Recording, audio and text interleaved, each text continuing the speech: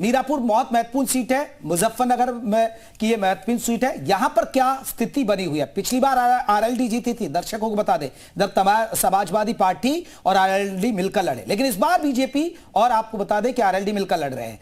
RLD की बात करें तो मिथिलेश पाल यहां से उम्मीदवार हैं, उसके बाद सुंबल राणा यहां से आपको समाजवादी पार्टी की, बीएसपी की बात करें तो शाहनजर यहां से उम्मीदवार हैं। महत्वपूर्ण बात यह है कि यहां भी ज्यादातर पार्टियों ने मुस्लिम उम्मीदवारों को उतारा है, क्योंकि ये मुस्लिम बाहुल्य सीट मानी जाती है। लेकिन इस बार देखना होगा कि कैसे, क्योंकि मुस्लिम देखिए, मुस्लिम वोटरों की संख्या 1,30,000 से भी ज्यादा है। तो यानी डिसाइडेड फैक्टर यही है, एक तरफा अगर मुस्लिम जिसको मिला। दलितों की बात करें तो यहां 50,000 है, दलित वोटरों की संख्या 50,000 है। और इसके अलावा ये आप देखिए कि गन्ना बेल्ट कहिए, आप किसानों की बेल्ट कहिए, जाट वोटरों की संख्या है 40,000 है। और इसके बाद 2012 की बात करें तो मौलाना जमील यहां से बीएसपी के उम्मीदवार जीते थे। ये थोड़ा सा समीकरण भी आप समझ लीजिए। अगर हम 2017 की बात करें तो यहां अवतार भड़ाना चुनाव जीते थे बीजेपी के उम्मीदवार के तौर पर, बीजेपी की टिकट पर वो मीरापुर से चुनाव। 2022 की बात करें तो यहां कमल नहीं खिला, यहां आरएलडी से चंदन चौहान, जो अब आपको बता दें बिजनौर से सांसद बन गए 2022 में। यहां इसी वजह से अब यहां पर उपचुनाव हो रहा है। और यहां सबसे बड़ी बात है कि 2012 में ये आप देखिए, जो उम्मीदवार अभी हाल के, हम जो 12 की बात करें, 17 की बात करें, 22 की बात करें, जो उम्मीदवार यहां से चुनाव जीता है, तो मीरापुर जो मुजफ्फरनगर जिले की बहुत महत्वपूर्ण सीट है, यहां पर क्या समीकरण है ये हम दर्शकों को समझा रहे हैं। यह सीट इसलिए महत्वपूर्ण हो जाती है कि मुजफ्फरनगर जिले में पिछली बार समाजवादी पार्टी और आरएलडी मिलकर यहां चुनाव लड़े थे, लेकिन इस बार का क्या है समीकरण, यही जानेंगे। और हमारे साथ आपको बता दें राहुल मिश्रा सीधे मीरापुर से जुड़ गए। राहुल, किस तरह की तस्वीर, क्योंकि ये मुस्लिम बाहुल्य सीट मानी जाती है, पिछली बार आरएलडी और यहां पर समाजवादी पार्टी मिलकर लड़े तो जीते, इस बार आरएलडी और बीजेपी एक साथ है। जेपी, देखिए, सबसे बड़ी चीज है कि जब भी उपचुनाव होता है तो उपचुनाव हमेशा एक लिटमस टेस्ट माना जाता है सरकार के लिए। जो मौजूदा सरकार है उसकी नीतियों को लेकर के किस तरीके से जनता में उसको देख रही है, उसके साथ ही साथ जनता किस तरीके से अपना मूड बनाई हुई है। ये एक उपचुनाव कहीं ना कहीं उसकी बानगी होती है। उपचुनाव उसका एक इशारा करता है कि आखिर में सरकार को कैसे देखते हैं। वैसे ही हम जब मीरापुर की हम बात कर रहे हैं तो मीरापुर में 2022 में जब चंदन चौहान जीते थे तो उस समय उनका समीकरण आरएलडी और समाजवादी पार्टी का गठजोड़ था और उसके साथ वो जीते थे। लेकिन इस बार बीजेपी और आरएलडी का गठबंधन है और गठबंधन के साथ में यहाँ पर फाइट कर रहे हैं। मीरापुर की यदि बात किया जाए तो तकरीबन 40% यहाँ पर जो 40% यहाँ पर मुस्लिम आबादी है, मुस्लिम बाहुल्य क्षेत्र है। तो यहाँ पर देखना ये होगा कि क्या यहाँ बीजेपी अपना इस बार कमल खिला पाएगी यहाँ पर, या यहाँ समाजवादी पार्टी यहाँ पर जीत हासिल करती है। मैं क्योंकि एक मीरापुर के एक मुस्लिम बाहुल्य क्षेत्र है उस जगह पर हूँ और मैं सुबह से ही आपको पहले तो सुरक्षा बलों को भी दिखा देना जरूरी होगा, क्योंकि सुरक्षा यहाँ पर काफ़ी ज़्यादा चाक चौबंद की गई है।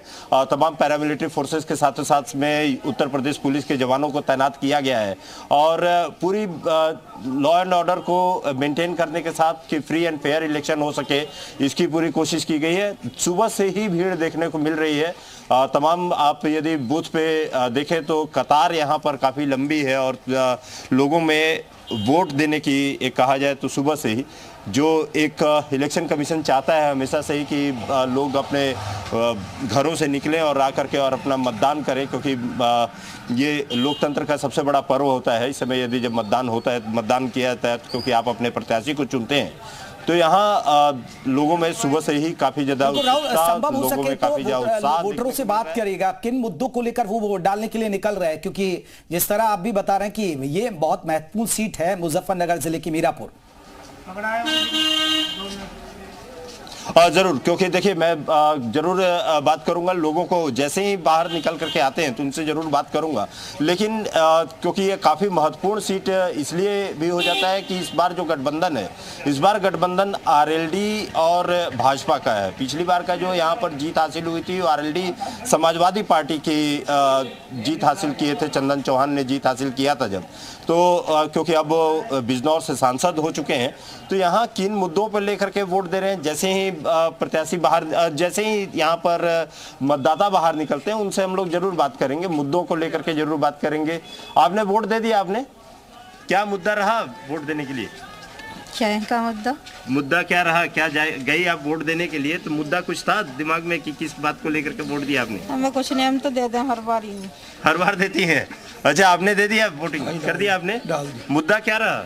मुद्दा कुछ भी नहीं है। मुद्दा कुछ नहीं है। अरे राहुल, यहाँ इस तो, बार ये देखा जा रहा है इसमें कि आपने ज्यादातर वोट सीटों पर प्रत्याशी ज्यादा महत्वपूर्ण है। विकास ही नहीं होता, वोट देके भी क्या फायदा, बस दे दिया हमने तो। अच्छा, आपने वोट दे दिया आपने।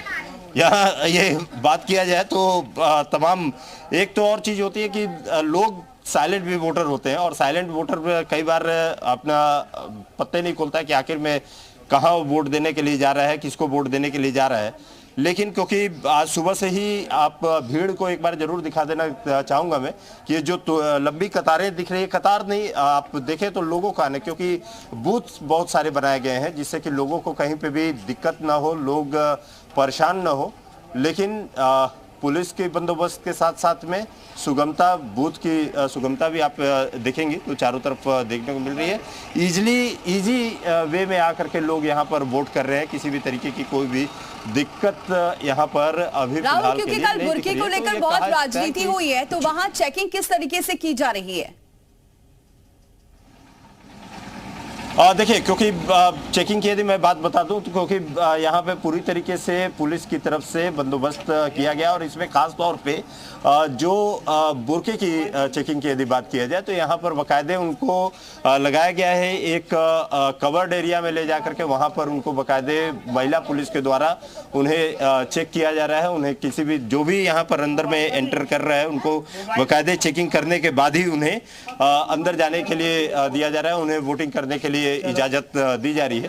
तो पूरी तरीके से फ्री एंड फेयर इलेक्शन, पूरी तरीके से जो सवाल उठाए गए उन सभी को लेकर के यहाँ पर वोटिंग कराई जा रही है। यहाँ पर प्रशासन के द्वारा साथ साथ में इलेक्शन कमीशन के द्वारा यही कोशिश है। और जो आप जिन चीज़ों की बात यहाँ पर की जा रही थी, बाकायदे जो चेकिंग करने की बात की जा रही थी, वह एक कवर्ड एरिया में उन्हें ले जा करके वहाँ पे उनकी आइडेंटिटी को वहाँ पर चेक किया जा रहा है। उनको आइडेंटिटी को चेक करने के बाद उन्हें वोटिंग करने की इजाजत दी जा रही है। ठीक है राहुल, नजर बनाए रखिए, आगे भी आपसे अपडेट लेंगे। तो सुबह सुबह लोग पहुंच रहे हैं, महिलाएं भी पहुंच रही हैं वोट करने के लिए।